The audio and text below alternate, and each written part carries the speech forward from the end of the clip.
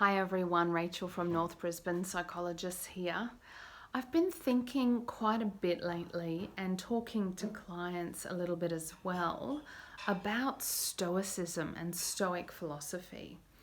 If you haven't heard of that, you've probably heard the word Stoic, but Stoicism and Stoic philosophy goes back to ancient Rome, and the Stoic philosophers had a lot to say about how to cope with the human condition and with suffering and with the unexpected pain of life.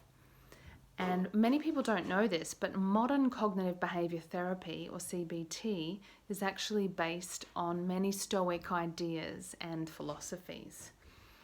So the Stoics said that far from being optimists and sort of naively hopeful in the way that children can be, perhaps we're wiser to expect things to go wrong.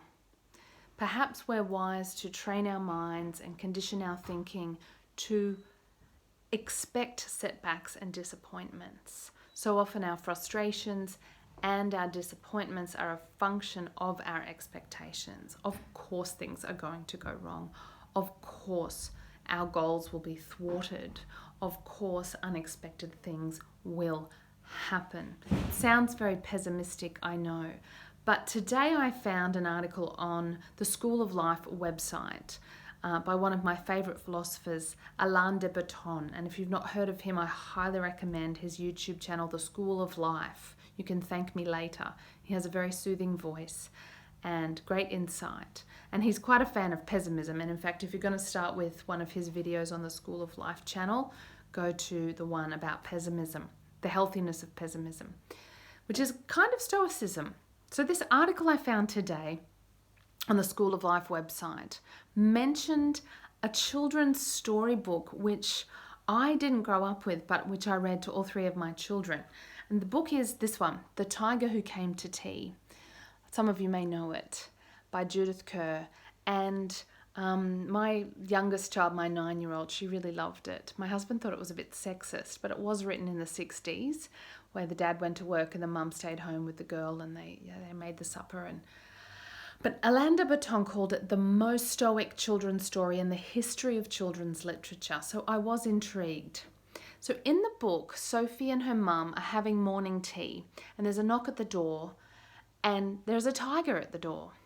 Now I realise the tiger is a metaphor for big, scary, or unexpected things.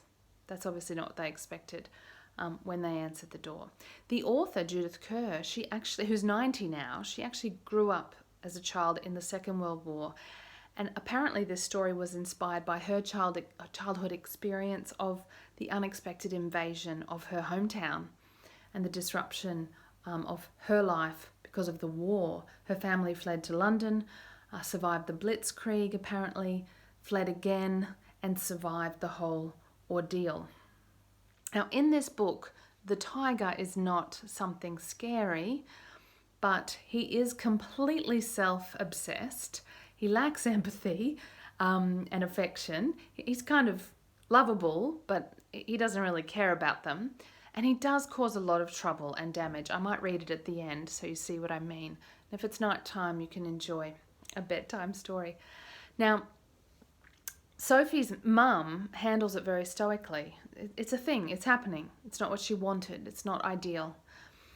But when he leaves, they got to have a bath, there's no water left in the taps. The tiger has ruined everything. And then the father gets home, they explain to him what happened, and he sort of stoically says, well, and kind of it's a reframe, which is a really good cognitive technique. He says, well, let's go out to a cafe for dinner. And they go and have a lovely meal.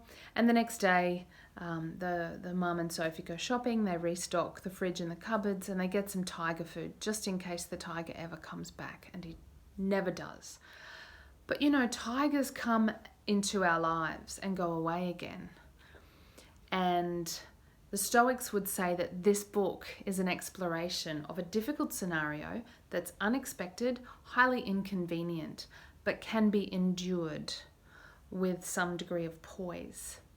You know, children do worry a lot. If you're a parent, you know, they worry that there's an alligator under their bed or a monster in their cupboard. My 9-year-old still has the sort of childhood worries and fears occasionally. And so many children's stories and Disney movies have happy endings. Happily ever after, everything gets resolved and there's this feeling like nothing bad is ever going to happen again. Now, of course, adults want to be reassuring and want to protect children. But I think we're so scared of children being scared and being distressed that we can actually make them more afraid by shielding them from the fact that life can be daunting and difficult. There are diseases, there is death, there are pandemics, they happen. We're living through one. See, the Stoics would insist that these things are actually either possible or definitely going to happen in the case of death, and that we can actually endure them, and we're able to do this more than we realize. We're more resilient than we think.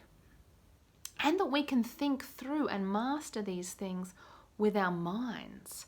The Stoics said we should not leave our worries unexplored. We shouldn't shove them to the back of our mind. Then we kind of give them victory and allow them to keep us perpetually unsettled. Even our own death can be contemplated, they said, and the spectre confronted. Of course, there aren't always happy endings in life. It's not like a Disney movie. But there can be a way nonetheless through difficulty and suffering if we can calmly look at our options, or not so calmly look at our options when calamity hits.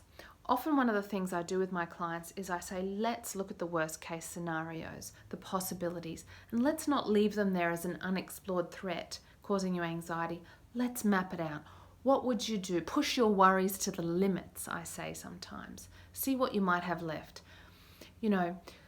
There are potential awful scenarios. We might be embarrassed or ashamed. We could end up losing a lot of money. We might get that diagnosis. We might have that breakup. But let's look at our terrors and fears head on. The route to inner strength is not through avoidance or running away from anxieties, but rather switching on the light in the room of our fears and seeing what is really there. If there was a fire or a flood and you lost your home, how would you cope if your business went bankrupt? How would you manage? How might you respond to that diagnosis? What would you do next? This is resilient thinking. Resilience is not denial or avoidance. We're not being silly to think through these options. In fact, we might see that we would be all right. That, until it isn't lost, not everything is lost. Maybe we would be okay. So that's a technique for you to manage anxiety. And now I'm going to read you The Tiger Who Came to Tea by Judith Kerr. I feel like I'm on play school. I've always wanted to do this. Once there was a little girl called Sophie, and she was having tea with her mummy in the kitchen. Suddenly, there was a ring at the door. Sophie's mummy said, "I wonder who that can be. It can't be the milkman, because he came this morning. And it can't be the boy from the grocer, because this isn't his day to come. And it can't be Daddy, because he's got his keys. We'd better open the door and see." Sophie opened the door, and there was a big, furry, stripy tiger. The tiger said, "Excuse me, but I'm very hungry. Do you think I could have tea with you?" Sophie's mummy said, "Of course, come in." So the tiger came into the kitchen and sat down at the table. Sophie's mummy said, "Would you like a sandwich?" But the tiger didn't take just one sandwich. He took all the sandwiches on the plate. And he still looked hungry, so Sophie passed him the buns. But again, the tiger didn't eat just one bun. He ate all the buns on the dish, and then he ate all the biscuits and all the cake, until there was nothing left to eat on the table.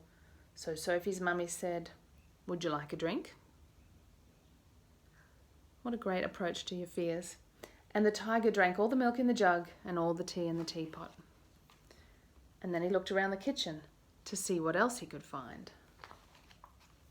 And he ate all the supper that was cooking in the saucepans, and all of the food in the fridge, and all the packets and tins in the cupboard. And clearly there was nothing they could do to stop him. And he drank all of the milk and all of the orange juice and all of Daddy's beer and all of the water in the tap. And then he said, "Thank you. I think I better go now." And he went. Sophie's mummy said, "I don't know what to do. I've got nothing for Daddy's supper. The tiger has eaten it all." And Sophie found she couldn't have her bath because the tiger had drunk all the water in the taps. Just then, Sophie's daddy came home.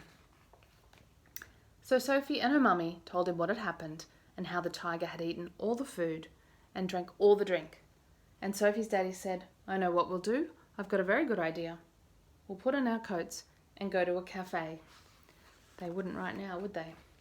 So they went out in the dark and all the street lamps were lit and all the cars had their lights on and they walked down the road to the cafe. That was always my favourite page. And they had a lovely supper of sausages and chips and ice cream. In the morning, Sophie and her mummy went shopping and they bought a lot more things to eat. And they also bought a very big tin of tiger food in case the tiger should ever come to tea again. But he never did.